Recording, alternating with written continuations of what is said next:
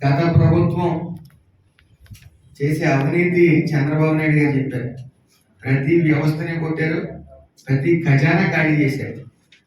ఆయనకి మానసిక పుత్రిక ఉంది నవరత్నాలు. ఆ నవరత్నాలు క్లిక్ అవ్వాలి, క్లిక్ అయ్యి దేశం అంతా నా వంక చూడాలని పిచ్చి ప్రేమతో అన్ని పథకాలు కూడా పక్కన పెట్టి దాన్ని పెంచి పోషించడం మొదలెట్టారు. ఈ నవరత్నాలు అనే పథకాన్ని అది తిని తిని తిని తిని తిని లాస్ట్ గుడ్ల మీద తని నవరత్నాలే తని.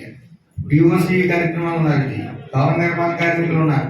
వాడికి ఒక ఆపరేషన్ వచ్చినా, లేకపోతే ఒక ప్రెగ్నెన్సీ వచ్చినా, ఒక ఆపరేషన్ జరిగినా, డెలివరీ ఆపరేషన్ అన్ని కూడా ప్రభుత్వం నుంచి వచ్చేవి. అలాంటి 1214 జీవో పెట్టి దాన్ని క్యాన్సిల్ చేశారు. సుమారు 30 లక్షల మంది ఉన్నారు. 30 లక్షల మంది అంటే ఒక్కో ఇంట్లో 3 లేక 4 ఉంటారు. అంటే 1,20,00,000 మంది మన రాష్ట్రంలో భవన నిర్మాణ కార్మికులు ఉన్నారు. అంటే 28 రకాల భవన నిర్మాణ కార్మికులు ఉంటారు. వాళ్ళందరూ తంటే మ్యాక్సిమం తనే. ప్రెస్సుడు కూడా మీకు అవేర్నెస్ ఉంది, మీరు తనే. ప్రతి ఒక్కరు తండడం వల్ల 11 సీట్లు. కాబట్టి ఇంకా వాళ్ళు ప్రజల్లో ఉంటాం అనేసి తప్పుడు అభియోగాలు చేస్తా ఉన్నారు. ఏదన్నా తప్పుడు అభియోగాలే, వాళ్ళు చేయలేనిది చేసి చూపిస్తా ఉన్నారు. ఈ రోజు 65 లక్షల మంది ఫర్ ఎగ్జాంపుల్ ఒకటే తీసుకోండి. మనం అందే పెన్షన్ లో పూర్తిగా మంచానికి పరిమితం అయిపోయారు. అతని కుటుంబాన్ని ఏదాలంటే 5,000 3,000 సరిపోదు. అది గుర్తించే ఈరోజు చంద్రబాబు నాయుడు గారు 15,000 ఇస్తున్నారు. 15,000 ఇస్తున్నారు అంటే ఆ కుటుంబాన్ని ప్రభుత్వం తరఫున చంద్రబాబు నాయుడు గారు దత్తత తీసుకున్నారు అనంటారు కాదంటారు. మళ్ళీ ఇలాంటి కార్యక్రమాలు కూడా జరుగుతూ ఉన్నాయి. ఏదో ఇంకా అమ్మఒడు రాలేదని చించుకుంటా ఉన్నారు. ప్రతిదీ అమలు అవుతుంది. మనం మొత్తం ఖజానాలన్నీ కొలగొట్టడం వల్ల కొద్దిగా డెవలప్మెంట్ అనేది స్పీడ్గా వెళ్ళకపోతున్నాం. కానీ ఏదేమన్నప్పటికీ ఈ 5 ఏళ్ళలో స్వర్ణ ఆంధ్రప్రదేశ్ అనేది ఖచ్చితంగా మనం నిర్మించుకుంటాం. అందులో సందేహం అనేది. అదే విధంగా చాలా కంపెనీలు కూడా 5 సంవత్సరాలు రాని కంపెనీలు, చిన్న విషయం ఈ సందర్భంగా మీకు చెప్పాలి. అల్ట్రాటెక్ సిమెంట్ వాళ్ళు ఇన్సిడెంట్ జరిగింది, మీకు తెలుసుంటారు. నాకు చనిపోయిన వెంటనే ఫస్ట్ కేసు అదే. నేను వాళ్ళకి ఫోన్ చేసి బాధిత కుటుంబాలకి మీరు ఎంత మ్యాక్సిమం ఇవ్వగలుగుతారు ఇవ్వండి అని చెప్తే, అక్కడ స్థానిక కలెక్టర్ గారు కూడా చాలా గట్టిగా మాట్లాడేటప్పటికి కనీ విని రీతిలో 50 లక్షలు ఇచ్చారు. అల్ట్రాటెక్ సిమెంట్ వాళ్ళు ఒక్కో బాధ్యతకి 50 లక్షలు ఇవ్వడం ముఖ్యం కాదు. నేను వెంటనే నా దగ్గరికి వచ్చి, సార్ కొద్ది ఆ ఫ్యాక్టరీ పాత ఫ్యాక్టరీని ఓవర్టేక్ చేసాం మేము, దానివల్ల ఆర్సీసీ కట్టవలసింది కట్టలేకపోయాం, మిగతా అన్నింటికి ఆర్సీసీ వాళ్ళు ఉంది కింద పడకుండా, దానివల్ల ప్రమాదం వచ్చిందన్నప్పుడు అది రివ్యూ చేస్తారండి, మీ పని మీద కానివ్వండి, ఎట్టి పరిస్థితులను కూర్చోబెట్టి మాట్లాడి అధికారం తీసుకొచ్చి అటు కూర్చోబెట్టినట్టే వాడు వెళ్ళిపోయి ఒకటే చెప్పారు, ఈ 5 ఏళ్ళు ఫ్యాక్టరీ నడపాలంటే చాలా భయం వేసింది. ఒక థర్డ్ పార్టీ ఏజెన్సీస్ని ఇందులో తీసుకొచ్చేసి అధికారులతో కలిపి ప్రతి ఫ్యాక్టరీకి తను తీసుకునేవారు, డిమాండ్ చేసి తీసుకునేవారు. దానివల్ల ఫ్యాక్టరీ కుట్టుబడిపోయి ఈ రాష్ట్రంలో ఉండటం వేస్ట్ అనుకుని మేము అల్ట్రాటెక్ సిమెంట్ ఇంకోటి ఓపెన్ చేస్తానికి భయం కూడా వేసింది మాకు. అలా వచ్చాం, ఇప్పుడు ఓపెన్ చేస్తామండి. ఈ ప్రభుత్వం వచ్చిన తర్వాత మేము అందరం ఫ్యాక్టరీస్ యాజమాన్యాలు అందరూ కూడా చంద్రబాబు నాయుడు గారు రాగానే, పవన్ కళ్యాణ్ గారు, చంద్రబాబు నాయుడు గారు ఎన్డీఏ కూడా రాగానే ప్రశాంతమైన వాతావరణం ఉందని చెప్పడం జరిగింది.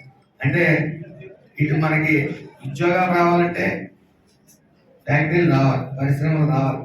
అటు పరిశ్రమలు ఇటు కార్మికులు రెండు కళ్ళు లాంటి అవి బ్యాలెన్స్ చేసుకుంటూ వెళ్ళాలి. అలా బ్యాలెన్స్ చేసుకోకుండా మన ప్రభుత్వం వ్యస్తంగా ఇష్టం వచ్చినట్టు అన్ని డిపార్ట్మెంట్ని కొట్టుకుంటూ వెళ్ళిపోయింది.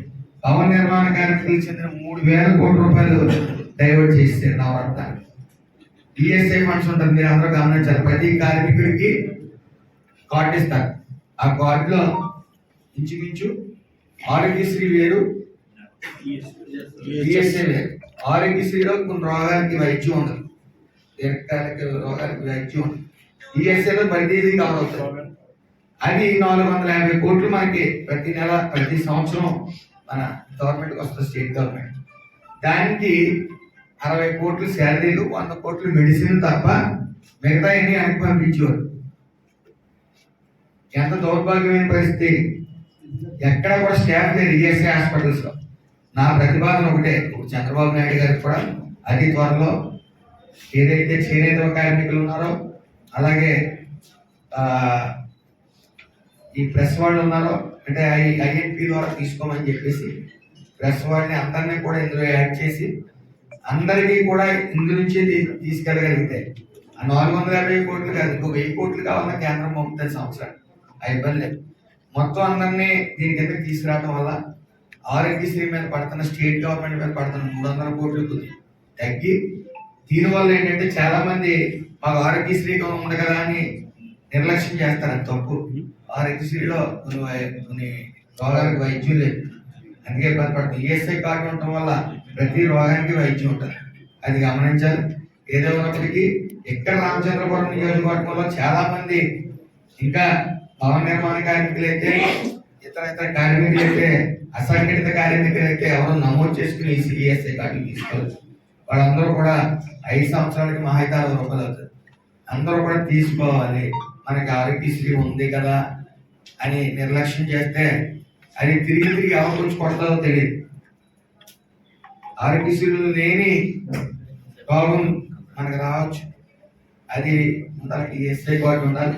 ప్రతి కార్మికుడు, ఆటో కార్మికుడు కానీ, అలాగే భవన నిర్మాణ కార్మికులు కానీ, ప్రతి కార్మికుడు కూడా ఇందులో నమోదు చేయించుకోవాలని చెప్పి అవేర్నెస్ ప్రోగ్రామ్ కూడా అతి త్వరలో తీసుకుని వస్తాం.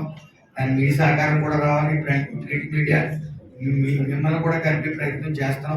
అతి త్వరలో అందరినీ, మ్యాక్సిమం అందరినీ దీని కిందకి తీసుకురావడానికి ట్రై చేసి చంద్రబాబు నాయుడు గారు, పవన్ కళ్యాణ్ గారి ఆధ్వర్యంలో అతి త్వరలో నిర్ణయం వాళ్ళకి నేను ఒక ఫైల్ సబ్మిట్ చేయడం జరుగుతుంది, ఒక నోట్.